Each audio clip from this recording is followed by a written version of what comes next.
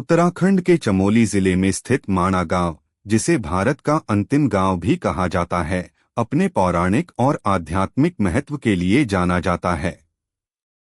इसी गांव के पास सरस्वती नदी के लुप्त होने की कहानी महाभारत काल और पांडवों से जुड़ी है।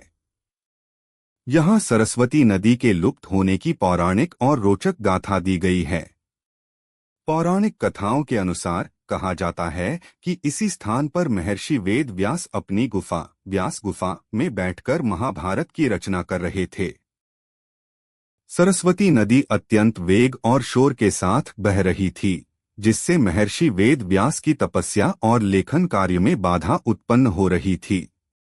जब महर्षि ने नदी से शांति बनाए रखने का आग्रह किया, लेकिन नदी का शोर कम नहीं हुआ, तो उन्होंने क्रोधित होकर सरस्वती को अदृश्य हो जाने का श्राप दे दिया।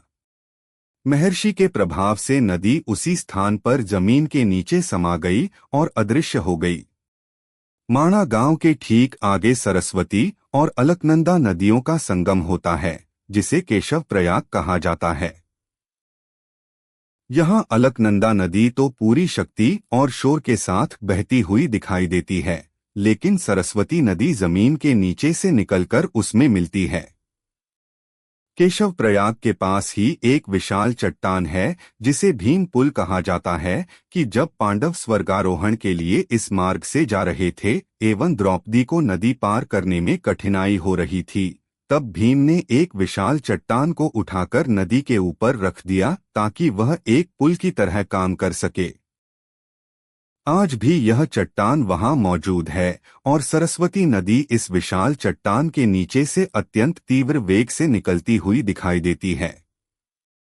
कहा जाता है कि प्रयागराज संगम में सरस्वती नदी अदृश्य रूप में गंगा एवं यमुना नदी से मिलती है। धार्मिक मान्यताओं के अलावा भूवैज्ञानिकों का मानना है कि सरस्वती नदी के लुप्त होने का कारण प्राकृतिक है। माणा के पास सरस्वती नदी जिन चट्टानों के बीच से बहती है, वे बहुत संकरी हैं।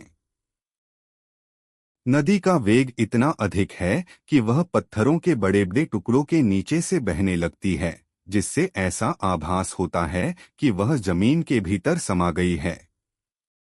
यही कारण है कि माणा गांव के पास सरस्वती नदी का उद्गम स्थल दिखता है, लेकिन कुछ ही दूरी पर वह पत्थरों और विशाल शिलाखंडों के नीचे उझल होकर अलकनंदा में विलीन हो जाती है।